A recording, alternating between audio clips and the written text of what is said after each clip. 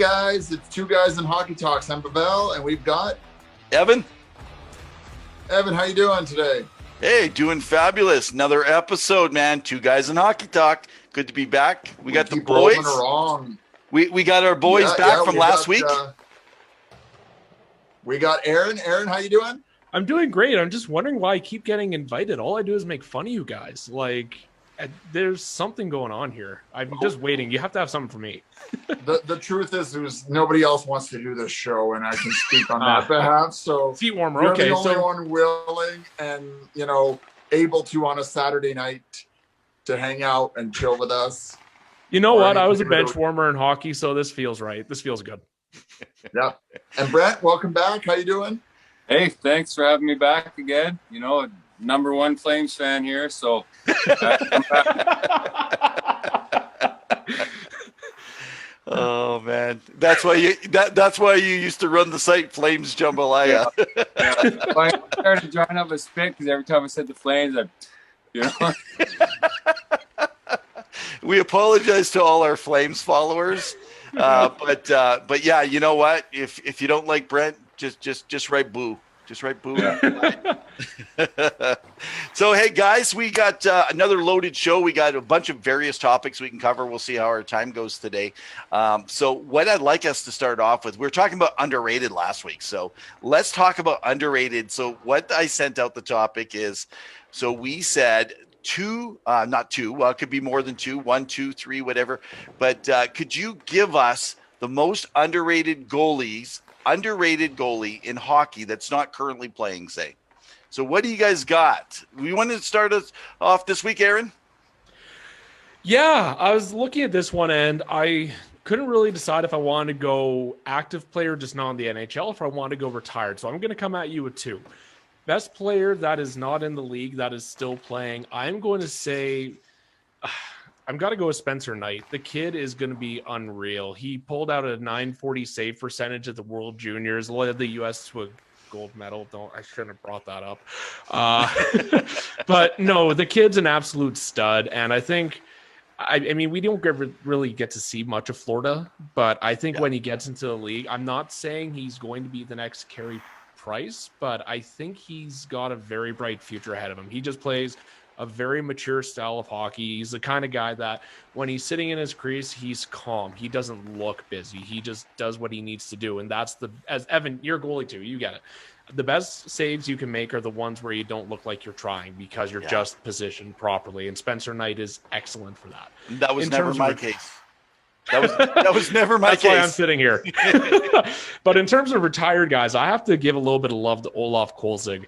The guy, if he played on any other team other than the Washington Capitals, he would have had a few Stanley Cups. But he had some wicked numbers. I think he had some seasons where he was above .930 in the NHL in the 90s. That is unreal.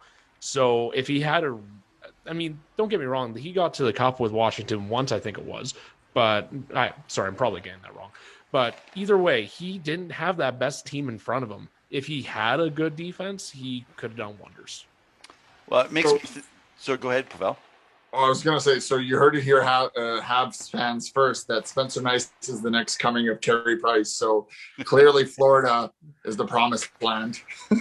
And just so you know, Aaron does scout, so. I was going to say, I once upon a time when I was young, I did hear how Trevor Kidd was this amazing guy coming into the NHL. And that's the only thing that's tough on these guys. They're so well prepared. I think they're better prepared these days, but goalies, it's one of the hardest positions to come into the NHL, even if you've had some good tournaments, because look at Askarov. How highly ranked and how his tournament, he's just not done good on the international tournaments and stuff like that. So, but and I was gonna say to you, Aaron, and both Evan, because you're both goaltenders, like just the mental preparedness. Could you talk a little bit about that, being a goalie? And one of the most striking images that I remember from the playoffs was with the Washington Capitals going in to face the Vegas Golden Knights in their first year, and Braden Holtby's eyes just like focused and laser sharp on the puck and what was going on. Like, can you talk a little bit about that experience? Like what it means to be a goalie, how to prepare? Go ahead, Aaron. Oh, it's so different. So I play both goalie and I play out. Going to play out, you don't really think about it as much. I mean, take it for what you will from me as a rec leaguer, but I find that when I'm going to play out as a player, I'm just mostly focused on, okay, just make sure you're in the right spots, react to the play as it happens, then you'll be okay. Even playing in low div rec league for a goalie, I find that I need to, like, I have to put on my gear a certain way, otherwise it doesn't feel right. I have to make sure that I'm tracking the puck a certain way. You're always thinking about different angles. It's just that you have so much more on your mind. It's not that you don't go into a game prepared as a player. There's just so much more to consider as a goalie. Yeah, I definitely would agree to that, because one of the things that helped me, I got into the best shape of my life while I was playing goal. But the truth is what helped me as a goalie was to actually focus on my mental game. So I would actually watch YouTube videos and follow Mike Richter. He has some really good ones. I would follow goalie coaches. I paid for all the extra. No one had a clue what I was trying to do, just to stay steady, to learn the game a little bit more, and then practice it in your little bit of warm-ups and times, because in rec league, nobody helps you. They just want to score on you every chance they get. But what I was going to say is, interesting enough, and I noticed this in rec league, so going between as low as 10th division and going up as high as in the 4th division in my rec league, I found that the better the division, the easier it was to play goal. And the reason is everything is predictable. And Yes. This is something that I think people got to catch. We're not talking about AHL to NHL, but if we recall Leon Draisaitl and Oscar Klefbom, two guys who were incredible players now for the Oilers, one of the things is they did not excel actually at the American Hockey League, but it's a loosey-goosey game sometimes, and not everybody plays within a structure. And when you start to play within a structure, it's when you get the 2-on-1s and the breakaways and stuff that it becomes more difficult. But then at the lower level, man, you're not facing 70 and 80 mile an hour shots in rec league, or in NHL, say 100 mile an hour shots by the Charas of the world. So, well, and the other thing too, I speaking only for myself, I find if I'm playing in a higher division, I can, because I'm a player at a higher level, I'm able to look at what they're doing and say, okay, I know what he's doing, because that's exactly what I would do. So, okay, he's got his head up. He's looking exactly where he's going to shoot. Whereas in rec league, you're lucky if you have a guy who has his eyes up. And if he does have his eyes up, you're like, okay, he's going high blocker side, but all of a sudden it goes low glove side on your pad, and you just can't react to that. It goes off everybody's skate. It's Ryan Smith hockey. Yep. So, Brent, what do you got here for underrated goalies in NHL? Well, kind of, and hey, stats aside, the goals against average and the save percentage isn't that good. But my first pick was Kirk McLean from the Vancouver Canucks. I thought he was a great goaltender and he had a great team, but there was just something wrong. I mean, other than 94, there was just something wrong with that team, that they just couldn't get to that next level, like they should have been. I thought that Vancouver team with Kirk McLean in the net was rock solid, and I think he deserves a lot more credit for that team than he gets. Because they did have, right, McGillney, Bure, Linden. Like, that was a pretty darn stacked team. Yerky Lume. Yeah, it was a great team anyway. So I think, in my opinion, an underrated goaltender, Kirk McLean, was a pretty good pick. My second pick, again, a bit of a homer, Billy Ranford. He played on a great team with great players, and he did win the playoff MVP that year. But I think that he was a pretty darn good goaltender that didn't get as much credit as he should have, just based on the fact that he had some pretty great players playing in front of him. Wow. Yeah, that's well said. Go ahead. Good points. Sorry, Evan, go ahead. Yeah, no, I was going to say, actually, when you had brought up Kurt McLean, it's just like, I was like, man, there's a blast from the past. But you're right. Sometimes what people don't get is it's the timely saves. It's the right, That was like Fjord has terrible goals against average and save percentage when you look at him compared to the all-time greats. But would you not put him in some of the all-time greats? Yeah, and you know what? And both Ranford and McLean, they had that style because remember, like back then, the goalies were kind of more of a stand-up, kind of, did their thing. But those two guys, they would like flop down and like stack the pads, and then they'd flip over, right? And then just magical save, these legs flying around and pucks flying. And I just thought that like both of those guys, as much as I hated Vancouver, even though I'm a BC kid, and my dad, that's all he watched was the Canucks, so I kind of was forced into it. But Brett, he was awesome. Brett, I got to tell you, I married into a Vancouver Canucks family, and it hurts because it's a bit contentious because everything else is smooth in the marriage and the family except for that. It's just tough. I think that she's perfect except for the fact that she follows the Vancouver Canucks, and it hurts. So did you what? Thing goes like when you're a kid and they're like you need to learn your ABCs, and it was like anybody but Calgary, but now you can apply that to anybody but the Canucks, right? So Pavel, I'd love to feel sorry for you, but you're the one who asked, I assume, so you did this to yourself. I know I live with this guilt every day, and I have to put up with it, but it's okay. You do what you can. So those are some good picks, Brett, and I do admit that Vancouver has had a lot of talent up front or in the back end on the nets. You've had Luongo, you've had some big solid names. Schneider at the time when he was hot, he had a red hand, he was rocking it. And I mean, the debate in Vancouver at the time, who do you let go and who stays, and what would have happened if they won that 2011 series, right? Yeah. Well, even King Rick back in the 80s. I mean, and that was the problem is that, like Calgary was an awesome team. Vancouver was an awesome team, but Edmonton was just a little bit better. And if Edmonton didn't exist, that could be Calgary with 4 or 5 or 6 Stanley Cups or Vancouver. Like who knows? And back then, Winnipeg was pretty dynamite with Howard Chuck days. Yeah. Yeah. Man. That's crazy when you think back how hard you had to build a team to get out of the Smythe division back in the day. And for you that are too young, go look it up on YouTube, Google search it. You'll find what Smythe division means. Also, gents, just before, I apologize that I had to do a little bit of a costume change because I realized we were talking about underrated goalies. I've got an Oilers 30 as well, but I'm going to show that to you. We got Ben Scribner. Oh, Benny. Bronze Olympic medalist, I will point out. Did he send it to you? No, it was, hey, he just set a record for the Oilers. I'm going to get his jersey. And then that went south. I miss the professor. He is a good guy.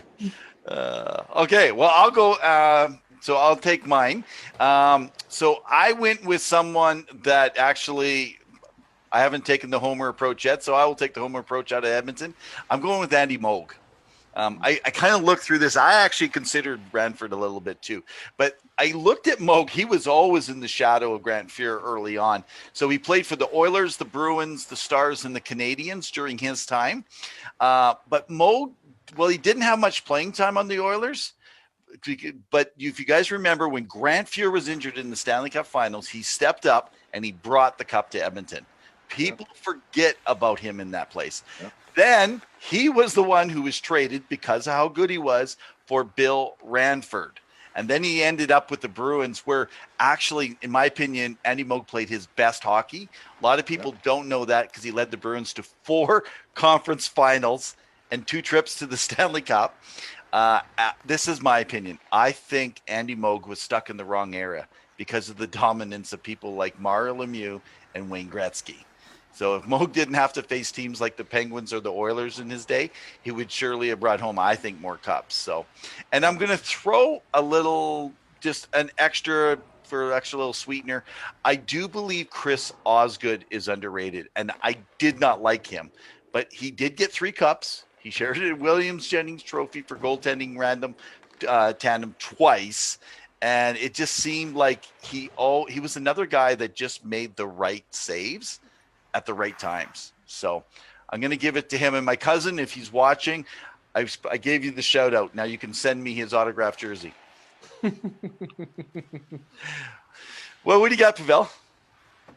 Well, I mean, you guys pretty much nailed it on the head. Like, I agree with Brett that, Bill Ramford, he was one of my picks. And Mike Richter was kind of mentioned. I think he is very underrated, and a lot of people didn't talk about him when he played for the Rangers and what he did. I mean, he did win the cup there, and, that was a pretty big thing for them, especially since that team struggled initially.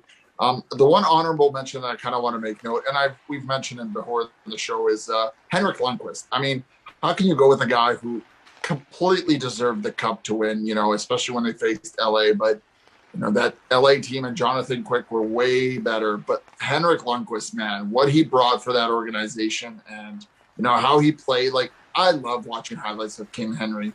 Like, the man is a beast. And I had really looked forward to watching him in Capitals. Unfortunately, with everything that happened personally with his health, we didn't get to see that. But I had hoped to see him maybe potentially push far and do something there. So, yeah, that's my honorable mention. But you guys kind of nailed them all. I was going to say, I don't know if I could consider the King actually an underrated player. I think that guy got more credit than he was due.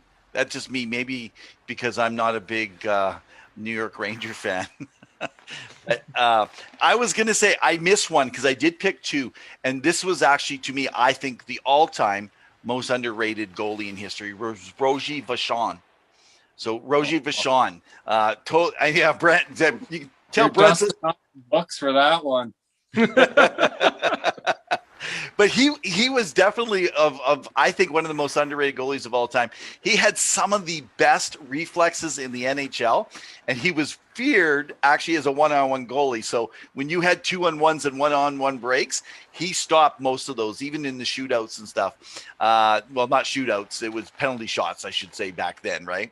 But he played well in the big games, but he played for Los Angeles Kings. Before they became very popular, which I think affected because there was a lot of other teams that were playing well. So that's one of the reasons. So he won 3 Stanley Cups with Montreal. He took home a Vezina Trophy. He represented Canada in 1976. He earned top spot for the talented Canadian team that won the gold medal that year. And listen to this. He posted a 1.39 goals against average during the Cup. 1.39. I loved him because if you guys go look up his masks, we got to do a whole episode on cool masks and display them on here, man, because some of the coolest masks were made by him. But anyway, I forgot about him. So, well, there's a couple other things we just wanted to kind of mention that's going on. You said you had a hot take for us today, Pavel. What you got? I do. So in the last little bit, the NHL's been going on. There's been lots going on, and people have been trying to get trendy and fun, whether it was social media or on the ice. And I wanted to know everyone's hot take on the golden helmets with the golden Vegas Knights that were presented at one of their games. What are your thoughts? Hot take. Go.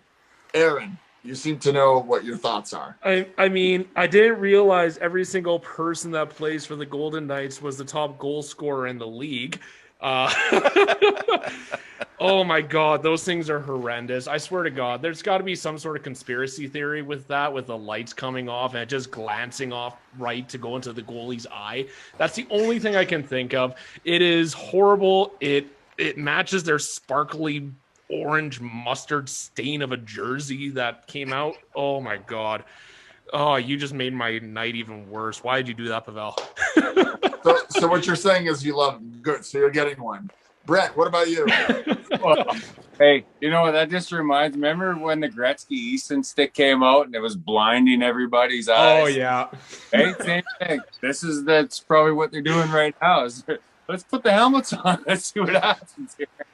There was a player that started with colorful laces in his skates. I thought it was Ovechkin or someone had come in. I think it was like I think it was Ovechkin. Yeah. Oh, and didn't Ovechkin bring the Darth Vader shield also? Yeah. The tinted visor. Yeah, he did it so that you couldn't see his eyesight, so where he was Yeah. looking while he was shooting. So all I can say is my take is I don't have a take. I stay silent. So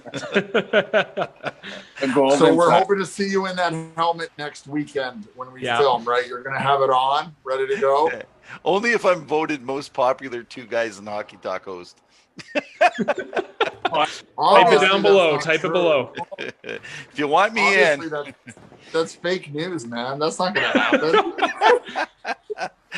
Oh man. So well, I just wanted to touch base on a little bit for those that are following kind of the junior hockey.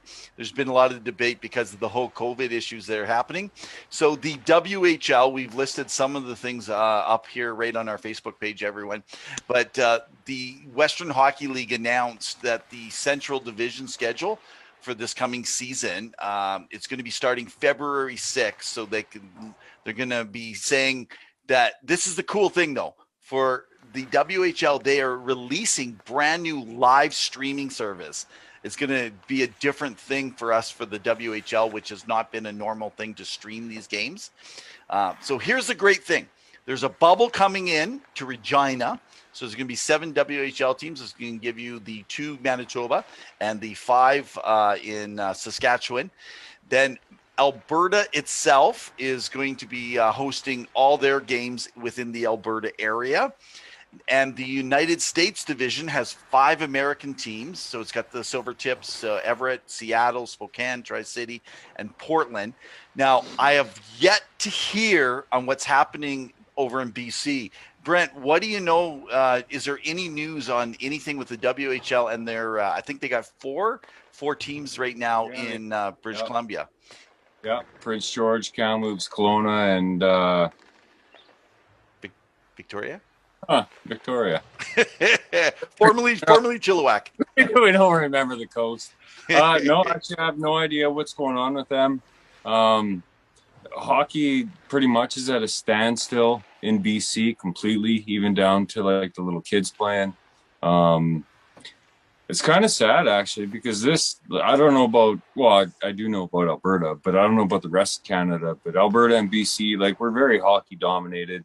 It's a big thing for us in the communities to go. Like, I'm in Trail BC, so we got our Trail Smoke Eaters. They're a pretty prominent team over the decades, and yeah, they're not playing either. So it's kind of a sad thing. Like, I get the bubble thing that they want to do, which is cool because we did see it last year, right, with the end of the NHL playoffs, and that was a great thing. I'm happy the NHL's playing. I know that's got to be at a massive cost though, with the testing and everything else that goes on. So I can't even imagine how the WHL is even going to be able to afford playing out, doing anything, or even sitting out. Like, God, it out without making any money, generating anything. So, yeah, it's a tough year right now. So, hey, Trail Smoke Eaters, that's you're over in Trail. You were mentioning just off air here earlier. So how many people are attending these junior games? You're getting 2,500, 3,000 people, like, on a good night. Nice. And, the city itself is about 5,000 people.